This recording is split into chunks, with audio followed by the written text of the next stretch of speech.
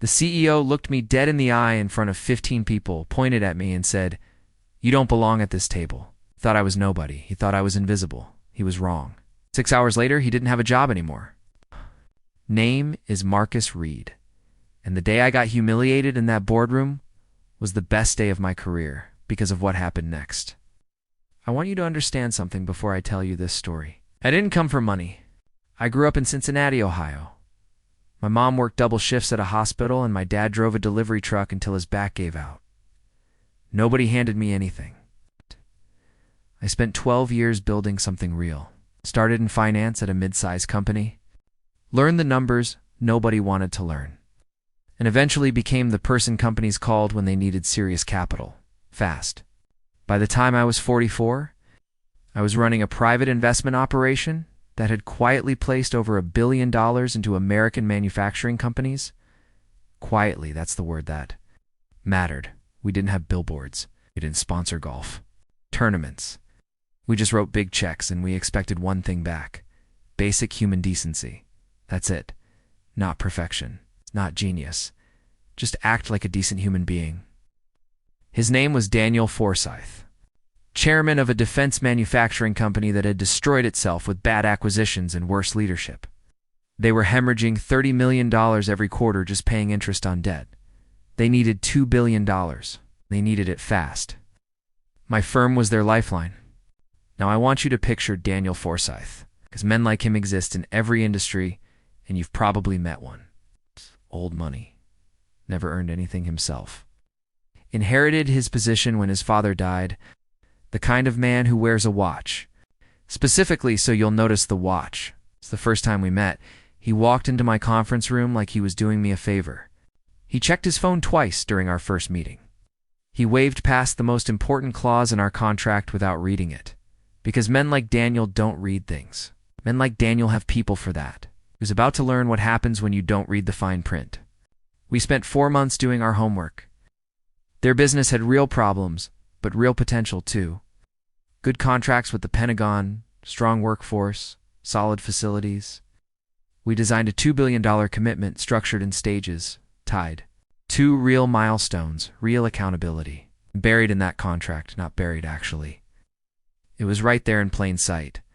It was a clause I put in after a deal nearly burned me years earlier. We called it the Conduct Integrity Provision. Simple language, crystal clear.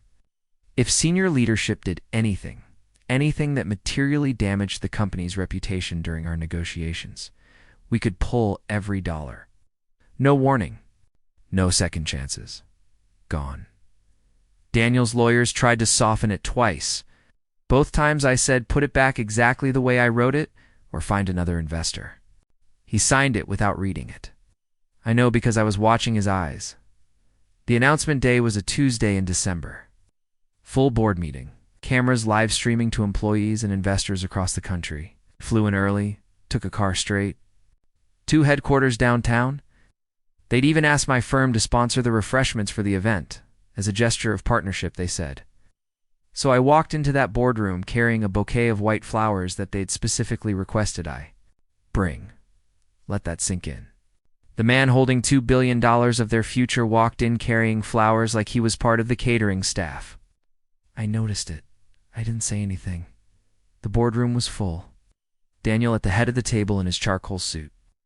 The incoming CEO halfway down the table, looking nervous. The CFO going over numbers. Cameras already recording. Daniel glanced up when I walked in, looked me over once, and went back to his conversation like I was a waiter who'd arrived on schedule. I walked toward the new CEO to introduce myself. Simple gesture. Extend a hand, welcome to the company. That's when Daniel turned. And in front of every camera, every microphone, every board member, every executive, he said it. I don't shake hands with low-level employees. The room went quiet. You know that quiet? The kind where half the people in the room know something? Terrible just happened, and the other half are waiting to see if they're supposed to laugh. Someone did laugh. One board member. Quick little chuckle. Thought it was funny. I didn't drop my hand immediately. I held it there for 3 full seconds and looked Daniel Forsythe directly in the eyes. Then I said calmly, loud enough for the nearest microphone to catch every single word, I'm here as instructed. He told me to go stand where I was told. I walked to the empty seat at the far end of the table and sat down. No nameplate, no welcome packet, no acknowledgement. That was fine. They'd written me out of their script. They were about to find out what that decision cost. When the CFO started reviewing the transaction documents, he stopped on one page. He read it twice, looked up at Daniel, looked down the table at me. There's a provision we need to address, he said. Daniel waved him off. We've covered everything. The conduct provision, the CFO said. More firmly this time. The room changed. I could feel it. Directors started flipping through their copies. The CFO read the exact language out loud. Documented conduct by senior leadership that materially harms the reputational standing of the company or its incoming leadership during negotiations allows for immediate capital withdrawal. Someone at the table asked, "Does it require prior?" Warning. No, the CFO said quietly. It's documented impact. Every head in that room slowly turned toward me. The entire meeting had been streamed live. Recorded on 3 cameras, the moment was already documented. I checked my watch. Small gesture. Then I stood up, walked to the alcove near the elevators, and made one phone call.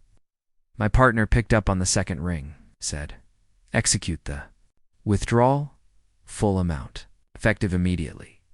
He said, "All $2 billion." I said, "All of it."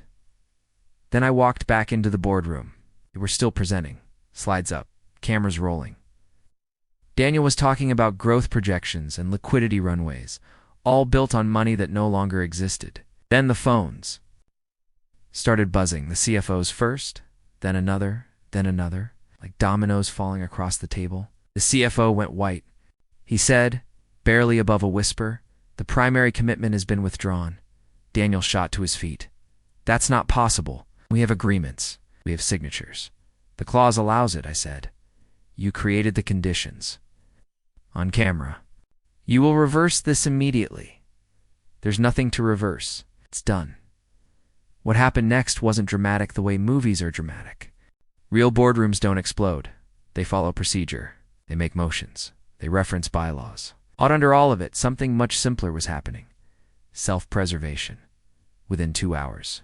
Daniel Forsythe was placed on administrative leave. As chairman, the new CEO's appointment was suspended pending review. A crisis committee was formed. By afternoon, the business press had the story. Defense contractor loses $2 billion commitment after governance incident. The stock dropped 23%. After hours, and Daniel Forsythe, the man who'd never earned his title, never read the contracts he signed, never thought the people below him were worth basic respect, he was gone. A journalist called me a week later, asked why I walked away. I told her. They saw it happen. It was recorded. What else is there to say? She asked what the lesson was for other executives. I said, respect isn't something you show after a deal is signed. It's what gets you to the signing table in the first place. My dad worked construction his whole life. Built neighborhoods from nothing with his hands. He used to say, money doesn't change people. It just shows you who they really were all along. Daniel Forsythe walked into that boardroom thinking power was the chair you sit in. He found out the hard way. Power is often the quiet person at the end of the table who came in carrying flowers.